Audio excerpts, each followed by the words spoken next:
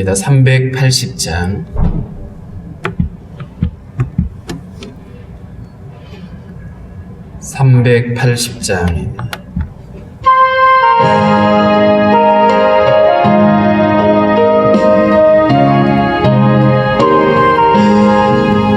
나의 생명 되신 주님 앞에 나아갑니다.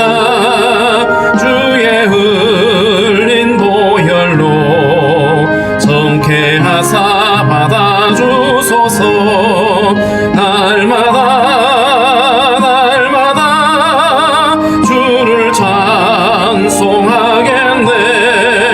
주의 사랑 줄로서 나를 굳게 잡아매소서. 괴로운 세상 지낼 때 나를 인도하여 주소서. 주를 믿고 나가며 나의 길을 잃지 않겠네. 날마다 주를 찬송하겠네. 주의 사랑 줄로서 나를 굳게 잡아매소서. 나갈 때에 주를 더욱 사랑합니다. 밝고 빛난 천국에 나의 영혼 들어가겠네. 날마다 주를 찬송하겠네. 주의 사랑 줄로서 나를 굳게 잡아매소서.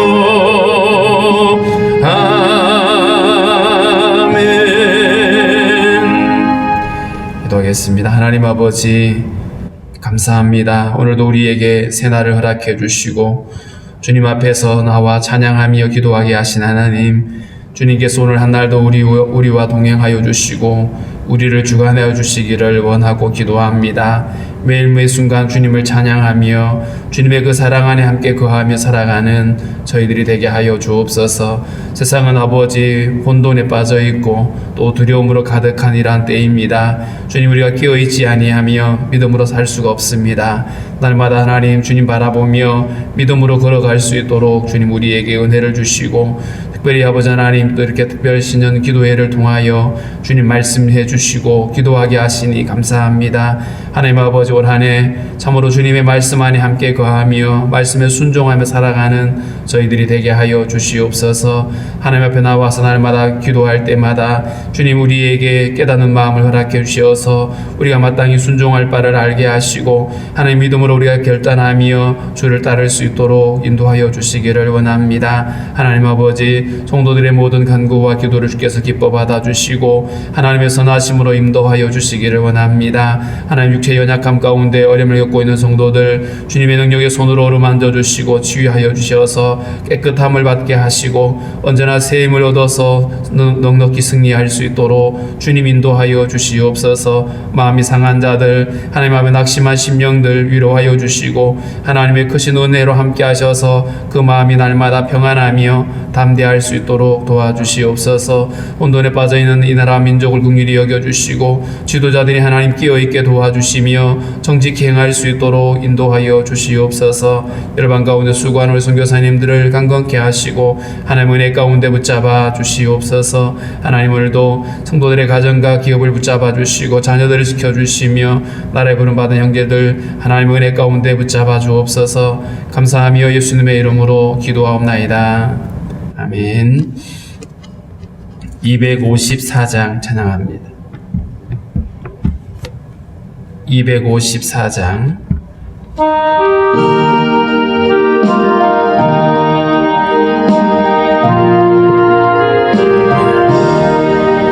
내 주의 보혈은 정하고 정하다.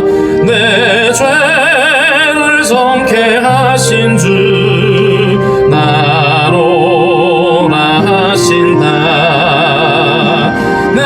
내가 주께로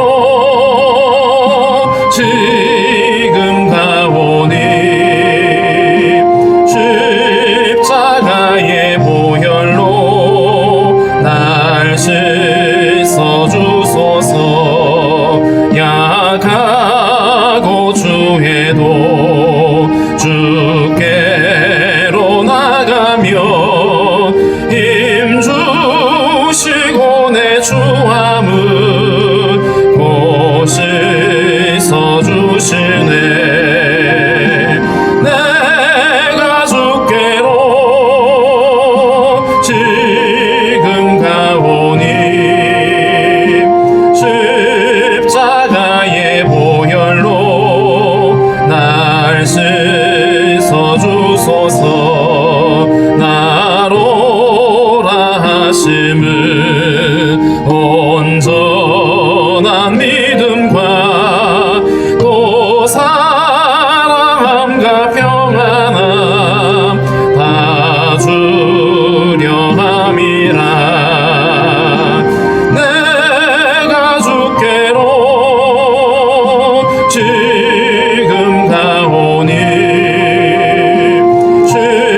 십자가의 보혈로 날 씻어 주소서. 큰 죄인 복받아 살 길을 얻었네. 한없이 넓고 큰 은혜 베풀어 주소서. 내가 주께로 지금 가오니 십자가의 보혈로 날 씻어 주소서. 그 피가 맘속에 큰 증거 됩니다. 내 기도 소리 들으사 다 허락하소서. 내가 주께로 지금 가오니 십자가의 보혈로 날 씻어 주소서. 아멘. 갈라디아서 2장 11절부터 함께 읽겠습니다. 갈라디아서 2장 11절부터 함께 읽겠습니다. 게바가 안디옥에 이르렀을 때에 책망받을 일이 있기로 내가 그를 대면하여 책망하였노라. 야고보에게서 온 어떤 이들이 이르기 전에 게바가 이방인과 함께 먹다가 그들이 오매 그가 할례자들을 두려워하여 떠나 물러가매 남은 유대인들도 그와 같이 외식함으로 바나바도 그들의 외식에 유혹되었느니라. 그러므로 나는 그들이 복음의 진리를 따라 바르게 행하지 아니함을 보고 모든 자 앞에서 게바에게 이르되 내가 유대인으로서 이방인을 따르고 유대인답게 살지 아니하면서 어찌하여 억지로 이방인을 유대인답게 살게 하려느냐 하였노라. 우리는 본래 유대인이요 이방 죄인이 아니로되 사람이 의롭게 되는 것은 율법의 행위로 말미암음이 아니요 오직 예수 그리스도를 믿음으로 말미암는 줄 알므로 우리도 그리스도 예수를 믿나니 이는 우리가 율법의 행위로서가 아니고 그리스도를 믿음으로써 의롭다함을 얻으려 함이라.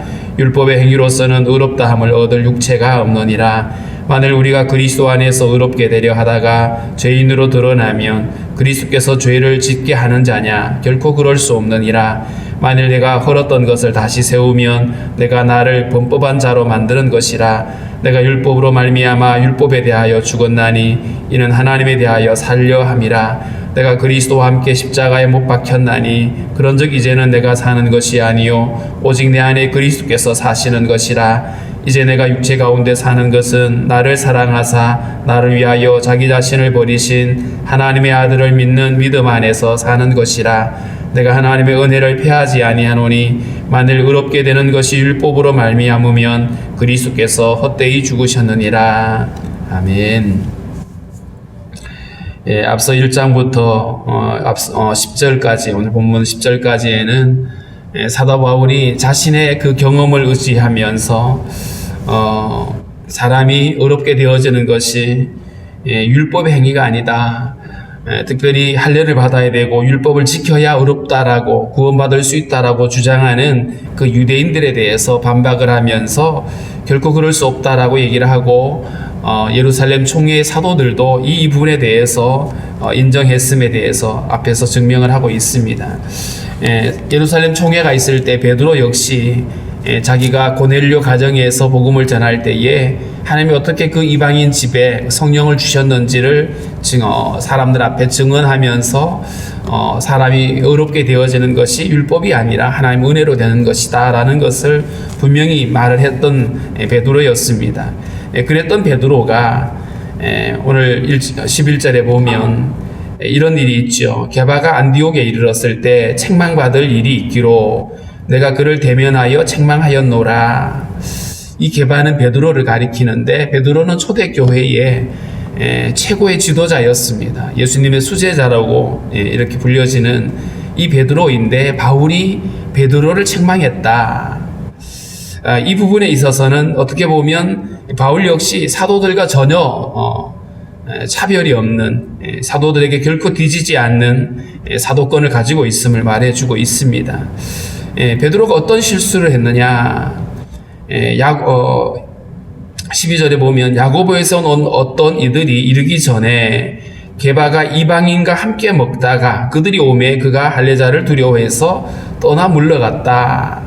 베드로가 안디옥, 이 안디옥은 이방인 지역이죠. 수리 안디옥인데 이곳에서 방문을 했다가 거기 있는 안디옥 교회 성도들, 이방인입니다. 그 이방인들과 같이 밥을 먹고 있었는데 예루살렘에서 야고보에게서 온 사람들, 이들은 예루살렘에서 온 유대인들이죠.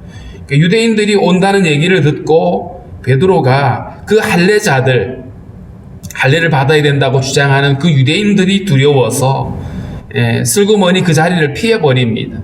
이방인들과 같이 밥을 먹고 있는 것이 유대인들에게 발각되지 않기 위해서 떠나버린 거죠.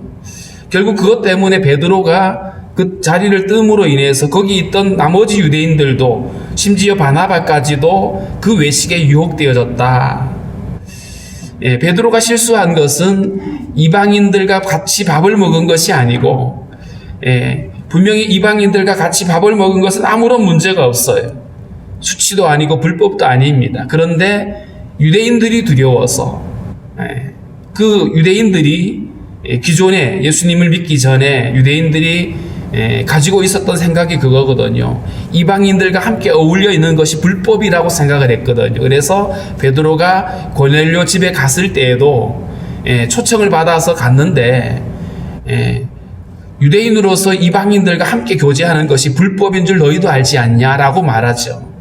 이처럼 유대인들의 그 마음 안에는 이방인들과 같이 밥을 먹는 것이 꺼리는 일이고 남들이 보기에는 수치스러운 일이고 심지어 불법이라고 얘기하고 있는 이 기본 깔려있는 유대주의가 있거든요. 근데 이 베드로가 분명히 복음으로서 자유하다고 말했고 우리가 의롭게 되는 것은 율법으로 말미암는 게 아니다 라고 분명히 말했는데, 그걸 알고 있으면서도 어느 사이에 자기가 가지고 있었던, 이전에 원래 가지고 있었던 유대인의 그 마음을 드러내서, 그래서 이방인들과 같이 있는 자신의 모습을 감추려고 하는 이런 실수를 했던 것이죠. 그 실수의 결과가 뭐냐 하면 사실은 많은 이방인 성도들에게는 실망을 안겨주고 심지어는 굉장히 배신을 느끼는 것이죠. 예수를 믿음으로 우리가 한 몸이 되고 한 형제가 되었다고 했는데 유대인들이 오니까 두려워서 슬그머니 자리를 피해버리는 이 베드로의 모습이 비겁할 뿐만 아니라 오히려 이것이 유대인들에게는 마치 이방인들과 같이 어울려 있는 것이 불법인 것처럼 생각할 어떤 여지를 주는 거죠. 특별히 지도자들의 말과 행동이 미치는 영향력이 크기 때문에 베드로의 이러한 행동은 복음과 율법의 이 관계를 혼돈에 빠뜨려 버리는 그런 일이었습니다. 그래서 바울이 베드로를 책망했다, 내가 그를 대면해서 책망했다는 말은 사람들이 있는 곳에서 아주 그냥 분명하게 책망을 한 겁니다. 사적인 일이 아니라 공적인 일이었기 때문이죠. 남은 유대인들도 그와 같이 외식했고 바나바도 거기에 유혹되어졌다. 그래서 14절에 보면 나는 그들이 복음의 진리를 따라 바르게 행하지 아니함을 보고, 이방인들과 같이 밥을 먹는 것은 얼마든지 가능한 일이었어요. 그런데 같이 있는 것을 사람들한테 보여주기를 꺼려하는 그 마음이, 그 내면이 바로 그들의 복음의 진리를 따라 행하지 않는 것들이었습니다. 그래서 모든 사람 앞에서 모든 사람들이 있는 그 자리에서 베드로를 책망을 하는데, 네가 유대인으로서 이방인을 따르고 유대인답게 살지 아니하면서, 유대인들의 입장에서는 이방인들과 함께 어울려 있는 것이 유대인답지 않는 거죠. 자, 그러면서 어찌하여 억지로 이방인을 유대인답게 살게 하려느냐. 이 베드로의 행동이 결국은 이방인을 유대인처럼 만들려고 하는 것과 다를 바가 없다. 같이 있는 것을 부끄럽게 여긴다는 말은 결국 이방인들도 할례를 받게 만드는 것과 뭐가 다르냐라는 거죠. 그래서 베드로의 이 행동이 결코 합당하지 않고 복음의 진리를 따라 사는 것이 아니었다라고 책망을 하고 있습니다. 15절에 보면 우리는 본래 유대인이요 이방 죄인이 아니로되, 바울이 이방인을 죄인으로 취급하는 것이 아니라 유대인들이 생각하고 있는 관점을 그대로 말하고 있는 겁니다. 우리는 스스로 의롭다고 여겼던 유대인이었다, 이방 죄인이 아니었다. 그런데 우리는 지금 예수를 믿고 있다라고 말하고 있죠. 사람이 의롭게 되는 것은 율법의 행위로 말미암음이 아니요 오직 예수 그리스도를 믿음으로 말미암는 줄을 알므로 우리도 그리스도 예수를 믿는다. 만약에 우리가 율법을 지켜서 의롭게 되어지는 거라면 우리가 예수를 왜 믿어야 되느냐? 우리가 얼마든지 우리의 선함이나 우리의 행실로 의롭게 될 수 있는 것이라면 예수님이 왜 필요하냐라는 거예요. 그런데 우리가 예수를 믿는 이유는, 유대인이면서 우리가 예수를 믿는 까닭은 율법으로 우리가 의롭게 될 수 없기 때문이다. 이제 바울이 이걸 얘기하고 있죠. 그래서 사람이 의롭게 되는 것은 율법의 행위로 되는 것이 아니다. 착하게 산다고 되는 것도 아니고, 열심히 산다고 되는 것도 아니고, 남들보다 더 낫다고 되는 것도 아닙니다. 철저하게 우리가 의롭게 되어지는 것은 우리로서는 할 수 없는 일을 예수님의 십자가의 보혈의 은혜로 우리가 의롭게 되어지는 겁니다. 그래서 예수 그리스도를 믿음으로 말미암는 줄을 알므로, 이신득이라고 하죠. 믿음으로 의롭다함을 얻는 것, 결코 행위가 아닌 겁니다. 이것은 계속해서 우리 안에 아주 중요한 진리인 거죠. 누구도 스스로 그 사람이 착하게 살아서 열심히 살아서 구원받는 자는 없습니다. 뿐만 아니라 이 말의 의미는 예수 그리스도 외에 다른 구원은 없습니다. 예수님만이 우리를 위하여 십자가에 죽으셨거든요. 그 이름 외에 다른 이름으로 구원을 받을 수가 없다. 그래서 오직 예수 그리스도입니다. 우리도 그리스도 예수를 믿는다. 우리가 스스로 잘난 척하고 있는, 의롭다고 여기고 있는 유대인이지만 우리가 그리스도를 믿는 이유가 바로 여기 있다라고 말하고 있죠. 이는 우리가 율법의 행위로서가 아니고 그리스도를 믿음으로써 의롭다함을 얻으려 함이라. 율법의 행위로서는 의롭다함을 얻을 육체가 없다. 로마서 3장에서도 분명히 못 받고 있는 내용이죠. 우리가 율법의 행위로서는, 사람의 노력과 선행으로서는 결코 의롭다함을 얻을 수가 없다. 왜냐하면 우리는 죄의 생명을 가지고 태어났기 때문에 죄의 생명에서 나오는 것은 죄의 열매밖에 없습니다. 죄의 생명을 가지고 아무리 애를 쓰고 노력한다고 해서 성령의 열매가 나오지 않습니다. 열매는 바로 생명의 자연스러운 반응이잖아요. 그러면 우리가 거듭나게 되고 의롭게 되어지는 것은 결국 예수를 믿음으로 구원을 받게 되고 성령이 우리 안에 오시게 되고, 그래서 우리에게서 성령의 열매가 가능해지는 겁니다. 예수를 믿지 않고 얼마든지 세상 사람들이 보기에 착하게 살 수 있어요. 선행을 행할 수 있습니다. 그런데 주님은 그것을 그의 의로움이라고 말하지 않죠. 우리가 하나님 앞에서 의롭게 되어지는 것은 생명의 변화가 일어나야 되는 겁니다. 예수를 믿음으로 우리가 새 생명을 얻게 되고 그 생명을 가지고 살아가게 될 때에 주님이 받으실 만한 믿음의 열매를 드러낼 수가 있는 거죠. 17절입니다. 만일 우리가 그리스도 안에서 의롭게 되려 하다가 죄인으로 드러나면 그리스도께서 죄를 짓게 하는 자냐? 결코 그럴 수 없다. 베드로가 예수님을 믿게 되고 따르고 그러면서 우리가 그리스도 안에서 의롭게 된다라고 말했는데, 그런데 베드로가 지금 넘어졌잖아요. 사람들의 시선이 두려워서 실수하게 됐죠. 우리가 그리스도 안에서 의롭게 되려 하다가 죄인으로 드러나면, 우리가 예수님을 믿고 의롭다고 하지만 우리 안에 여전히 죄의 본성이 남아있어요. 습관이 남아있죠. 그래서 사람들이 두려운 거예요. 여전히 유대인으로서 이방인들과 함께 있는 것이 유대인들에게 어떻게 비춰질까 두려울 수 있어요. 그럴 때에 베드로가 해야 될 일은 그냥 익숙한 반응을 따라서 그 자리를 피할 것이 아니라 오히려 복음의 진리에 반응을 해서, 맞아, 우리는 이방인이나 유대인이나 똑같은 사람들이고 똑같이 예수님을 믿음으로 의롭게 되어지기 때문에 아무런 문제가 없다라고 하는 이 진리에 반응을 했어야 되는 거죠. 우리가 예수를 믿고 의롭다 함을 받은 거룩한 성도가 되어졌지만 우리에게는 여전히 죄의 본성이 있어서 계속해서 거기에 반응할 수 있어요. 그럴 때에 우리가 해야 될 것이 뭐냐 하면 진리에 반응을 해야 되는 거죠. 예수 안에서 반응을 하고, 죄에 대해서는 죽은 자로, 로마서 6장에 있는 말씀처럼 죄가 우리를 유혹하고 이전에 죄의 습관이 우리를 유혹하게 될 때에 거기에는 죽은 자로 반응하지 말아야 된다. 우리가 반응해야 될 것은 진리에 반응을 하고 하나님에 대해서 반응을 해야 된다라는 것이죠. 만약에 우리가 예수님을 믿어가지고 그것이 의롭다고 믿었는데, 그런데 그게 아니더라, 율법을 지켜야 됐다고 하더라, 그러면 예수님이 우리를 죄짓게 만드는 자냐? 그럴 수 없다라는 것이죠. 18절에 만일 내가 헐었던 것을, 이 헐었다는 말은 율법으로 구원을 받는 게 아니다, 율법으로 의로워질 수 없다, 우리는 율법에서 자유해야 된다라고 하는 것이죠. 이것을 헐어버렸는데 만약에 이를 다시 세우면, 유대인들 앞에서 피했던 베드로처럼 이걸 내가 다시 이전의 것을 다시 가져온다면, 그러면 내가 나를 범법자로 만드는 것이다. 바울이 율법주의자였거든요. 율법을 철저하게 지킴으로 의롭다고 믿었던 사람이었어요. 그랬던 그가 아니다, 율법이 아니라 예수 그리스도다. 그래서 열심히 복음을 전했어요. 유대인들 입장에서는 율법을 헐어버린 자였죠. 그런데 그들의 시선이 두려워서 다시 그것을 일으켜 세우고 있다라면, 다시 율법주의자로 돌아간다라면 스스로 자기는 범죄한 자가 되는 거죠. 그러면서 결코 그럴 수 없다. 19절에 내가 율법으로 말미암아 율법에 대하여 죽었나니, 죽었다라고 하는 말은 반응하지 않는다는 뜻이죠. 죽은 자는 발로 걷어차도 간지려도 반응하지 않습니다. 죽었다는 의미가 그거거든요. 율법으로 말미암아 율법에 대하여 죽었다. 더 이상 율법에서 내가 거기에 얽매여 가지고 내가 이거 안 지키면 내가 구원 못 받는데 이러지 않는다는 거예요.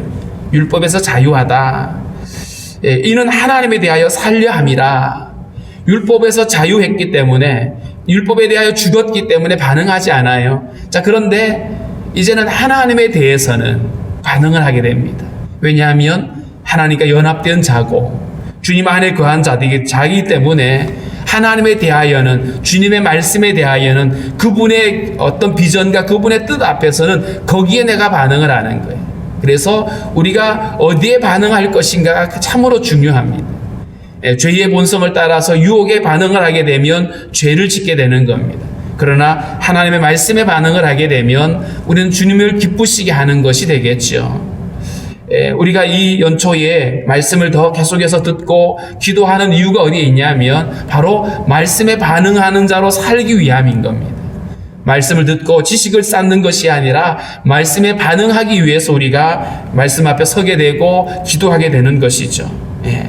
내가 율법으로 말미암아 율법에 대하여 죽었나니 하나님에 대하여는 살려 합니다. 바울이 이렇게 말하는 이유가 뭐냐 하면 그 다음 절에 있는 말씀과 연결이 되어집니다. 우리 안에는 예수 그리스도로 말미암는 새 생명이 주어졌는데 여전히 우리 안에 100% 순도 100%의 어떤 이제는 더 이상 죄 지을 가능성이 1도 없는 이런 존재가 아닌 거예요. 여전히 우리 안에는 죄의 본성이 남아서 육체가 있는 한 우리는 거기에 반응할 수 있다라는 거예요. 자, 그러면 어떻게 사는 것이 성도로 살아가는 거냐? 20절을 보면 내가 그리스도와 함께 십자가에 못 박혔나니, 그리스도와 함께 십자가에 못 박혔다. 예수님이 십자가에 죽으실 때에 예수님이 우리의 이름표 달고 죽은 거죠.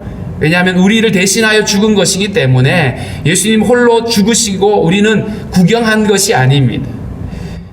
우리가 예수와 연합하여서 로마서 6장에도 우리가 세례를 받는다는 말은 그 예수님의 죽음에 내가 연합하는 것이거든요. 예수님의 죽음이 곧 나의 죽음이었음을 믿음으로 받아들이는 겁니다.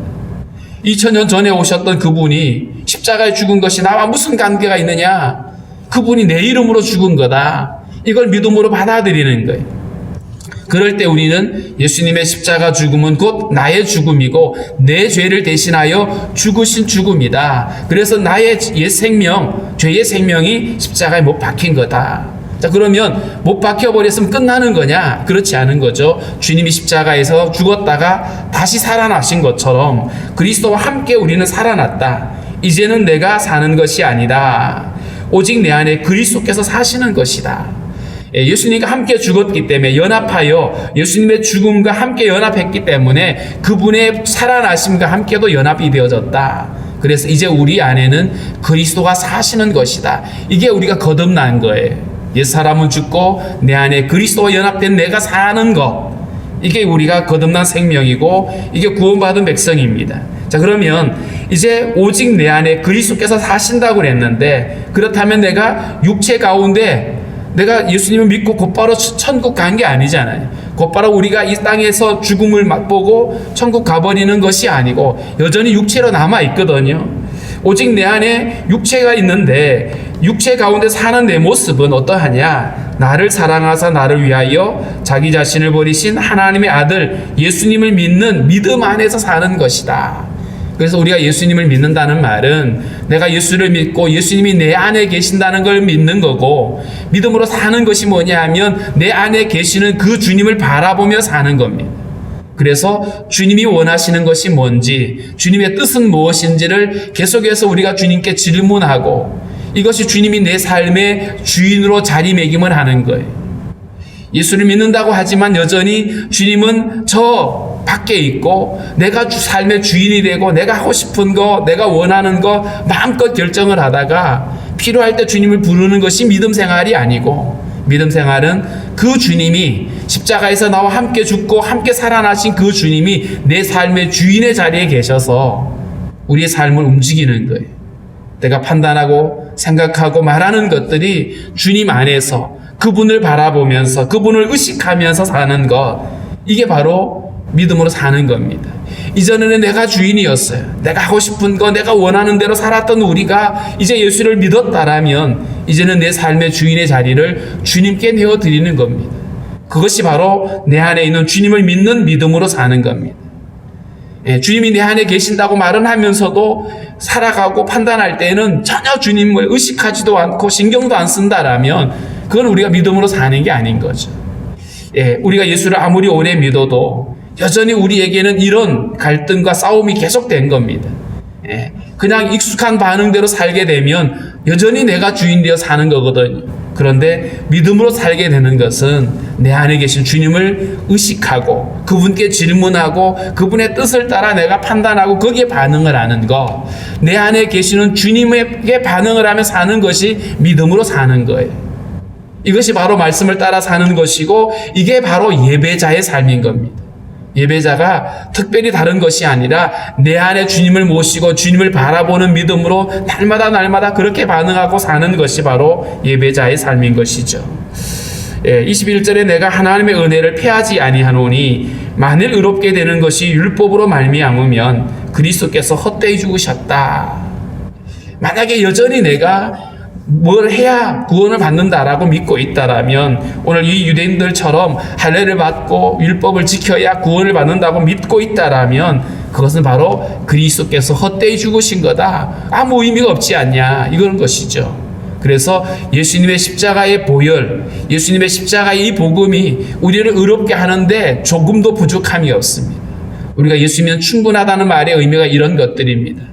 예수님을 믿음으로 우리가 의롭게 되어지고 하나님의 자녀가 되는 것이고요. 하나님의 자녀가 되었다는 말은 이제는 주님이 내 삶의 주인이 되시고 아버지가 되시고 왕이 되신 겁니다. 그래서 우리가 날마다 내 안에 거하시는 그 주님을 날마다 믿음으로 바라보고 살아갈 수 있는 이런 믿음의 사람들 될 수 있어야 되고, 올 한 해 우리가 그 주님을 바라보는 참 예배자로 살아갈 수가 있어야 될 것입니다. 오늘 우리 말씀 기억하면서 주님, 내가 매 순간마다 매일매일마다 내 안에 계시는 주님 바라보고 주님 의식하고 그러면서 주님과 함께 살 수 있도록 믿음을 달라고 우리 함께 기도하시고, 오늘까지 특별 신령 기도회인데 계속해서 우리에게 말씀해 주시고 우리로 하여금 말씀에 순종할 수 있게 달라고 우리 함께 기도하겠습니다.